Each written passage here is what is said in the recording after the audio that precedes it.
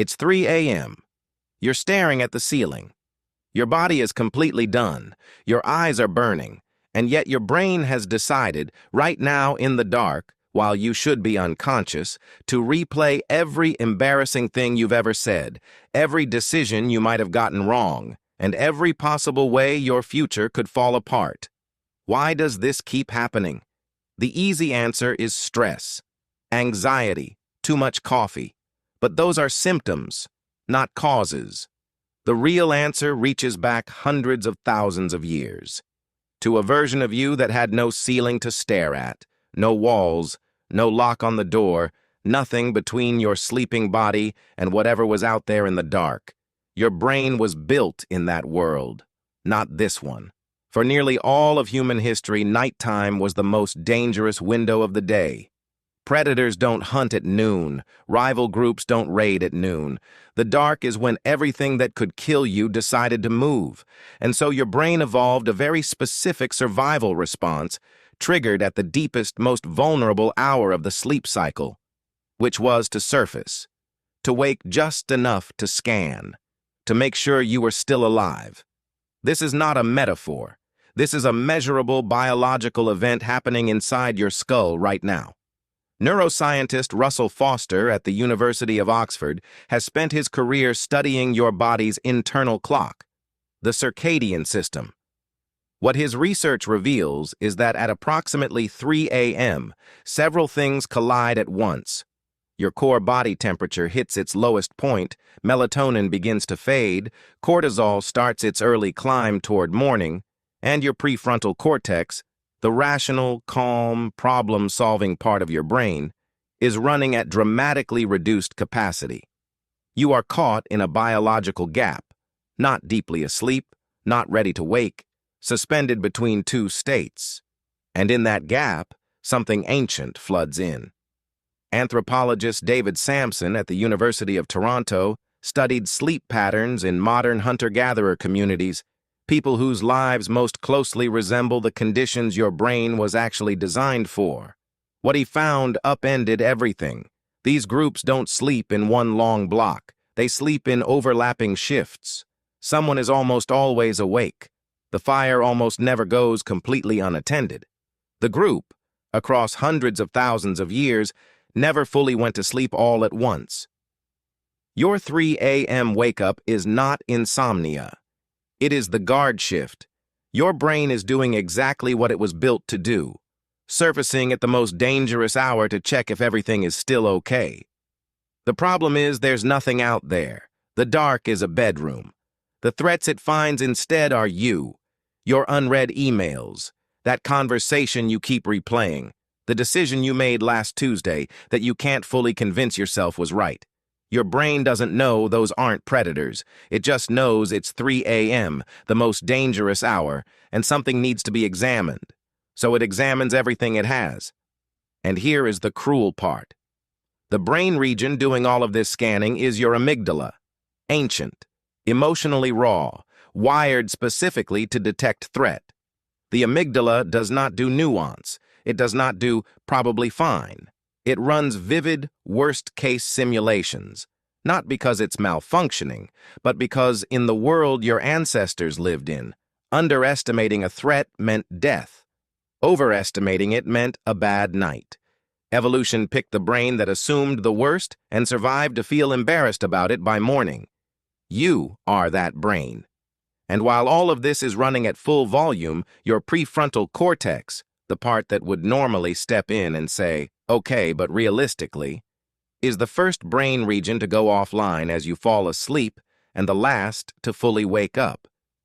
You are running at 3 a.m. almost entirely on your oldest, most threat-sensitive circuitry, with almost no access to the part of you that knows how to calm down. This is why 3 a.m. thoughts feel so certain, so heavy, so final. It's not clarity, it's alarm. And alarm, by design, wears the mask of truth. Psychologist Wendy Troxell at Rand Corporation has spent years studying how disrupted sleep distorts emotional perception.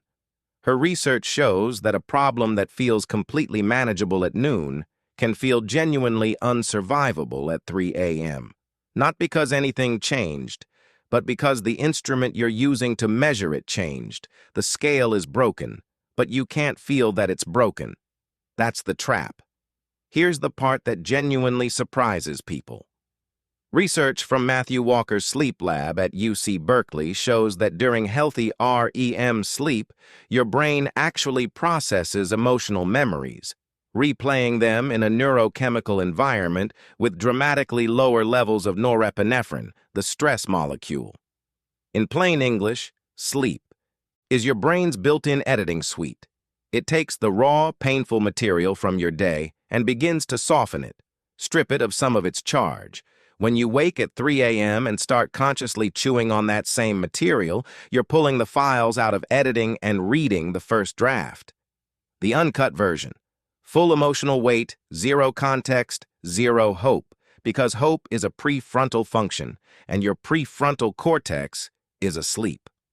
Then you try to make the thoughts stop, which makes it much worse. Social psychologist Daniel Wegner at Harvard proved this in his now famous white bear experiments. Tell someone not to think about a white bear, and the white bear is all they can think about.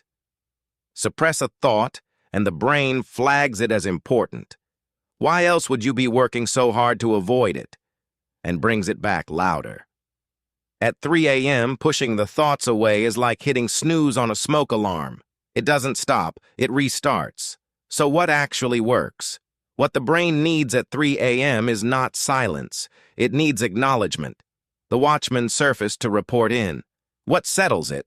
What research in cognitive behavioral therapy for insomnia consistently supports is meeting it without argument, not fighting the thought, not following it, naming it for what it is. This is 3 a.m. thinking. This is the guard shift. This thought feels permanent and true, but it is a threat scan, not a verdict. Because here is the one thing your 3 a.m. brain will never tell you, because the part responsible for this information is offline. What happens at 9 a.m. at noon? When the prefrontal cortex reboots, when daylight hits your retina and resets your clock, when you've had coffee and movement and another human face. The same problem that felt unsurvivable in the dark won't look the same, not because it disappeared, because you're using a different brain to look at it. The 3 a.m. version of any problem is the maximum threat version, ancient, stripped of nuance, delivered with complete false certainty. Your ancestors lay in the open dark, scanning for things that could end them. Their brains refused to sleep all the way through the most dangerous hour.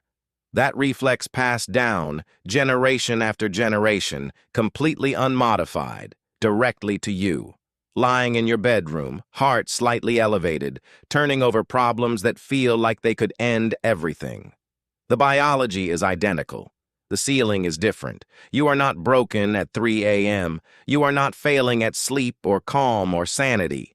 You are a human animal running the oldest software your species has.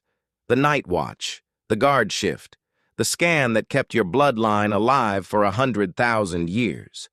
When the sun comes up, the watchman will stand down. The brain that knows how to solve things will wake up. The problems will still be there, but they'll look different in the light. They always do. You're not lying awake because something is wrong with you. You're lying awake because something in you still remembers the dark, and it's making sure you get through it. It always has.